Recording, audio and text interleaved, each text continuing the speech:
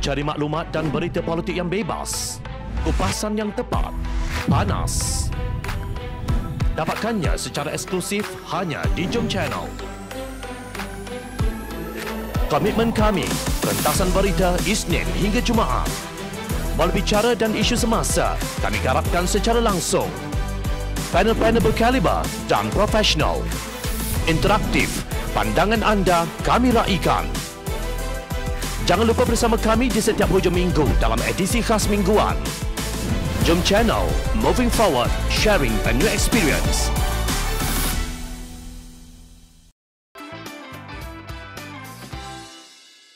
UMNO salahkan DAP dan PH, Kerajaan Melaka tumbang.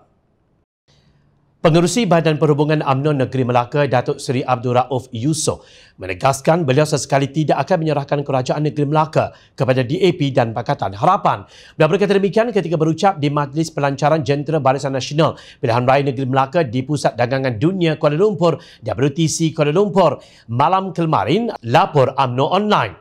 Bagaimanapun, beliau mengaku ada menemui pengerusi DAP Melaka, Datuk Tiu Kok Kyu. Saya menelefon Timbalan Pengerusi Perhubungan Datuk Seri Ali Muhammad untuk berjumpa dengan pengerusi DAP Negeri Melaka.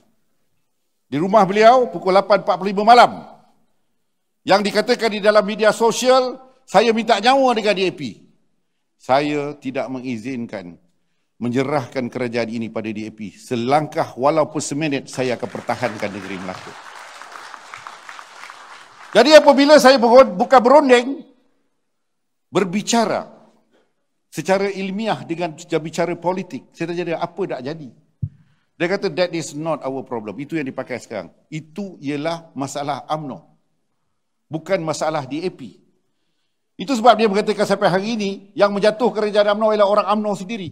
Tetapi kerajaan UMNO tidak jatuh kalau tidak disambut oleh Parti Pakatan Harapan yang mempunyai kepentingan untuk menjatuhkan kerajaan ini. Ujarnya, inilah dia contoh sifat seperti kata pepatah Melayu, buruk muka cermin dibelah, salah sendiri tak nampak, terus menyalahkan pihak lain. Dalam kes kerajaan Melaka yang jatuh ini, DAP dan Pakatan Harapan pula yang dipersalahkan. Dia berkata dengan saya katakan dia, kenapa you tak ambil memorandum yang ditandatangani oleh DAP di Kuala Lumpur? Kan pilihan raya boleh berlaku selepas bulan 7. Dengan sombong dia berkata, Datuk, satu hari jadi kerajaan negeri yang banyak show, dia kata. Saya cakap dengan dia, you know the way how to get this kerajaan jatuh. Tapi I ada 1001 jalan untuk mempertahankan kerajaan ini. You kata you nak pegang satu hari, saya cakap dengan dia, seminit pun saya tidak akan izinkan you all ambil alih kerajaan ini. Beliau dilaporkan turut menyindir bekas Ahli Dewan Undangan Negeri Sungai Udang, Datuk Seri Idris Harun yang didakwanya bersekongkol dengan Pakatan Harapan menarik sokongan terhadap Kerajaan Negeri Melaka. Katanya Idris dipermainkan oleh DAP yang kembali mencalonkan bekas Ketua Menteri Pakatan Harapan Adli Zahari menjawat jawatan tersebut dan bukan dirinya. Dalam semak ada duri, ayam kuning buat sarang. Orang tamak selalu rugi, macam anjing dengan bayang-bayang. Itulah dia. Manusia yang terlalu tamak untuk menguruskan kerajaan negeri lagi sekali. Akhirnya, tuntutan nafsu serakahnya tidak diizinkan oleh Allah SWT. Katanya, kelakar. Semasa parti beliau iaitu UMNO bersekongkol dengan pengkhianat Bersatu dan Keadilan, tidak perlu teringat kepada Allah bahawa berampas kuasa kerajaan yang baik dan sedang bertukus lumus berperang dengan serangan COVID-19 itu dilarang oleh Islam.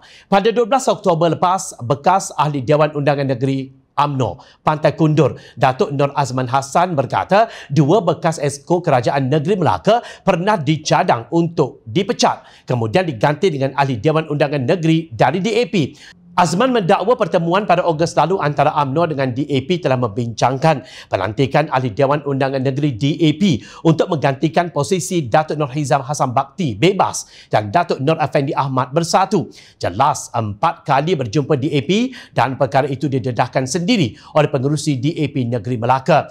Kok Q sendiri yang cakap pada saya bahawa Muhammad Ali berjumpa mereka untuk menawarkan 2 kerusi Exco bagi menggantikan Nur Hizam dan Nur Afendi. Datuk Seri Abdul Rauf Yusof sendiri pun bertemu dengan DAP sehari sebelum sidang akhbar pada 4 Oktober lalu, tegasnya di peti utusan online. Begitulah sikap pemimpin kanan UMNO. Mereka begitu bangga ketika menjatuhkan kerajaan yang dipilih rakyat. Seolah-olah tindakan itu wajar dengan menyalahkan DAP dan Pakatan Harapan setelah kerajaan mereka dijatuhkan oleh anggota mereka sendiri. DAP dan Pakatan Harapan juga yang dipersalahkan.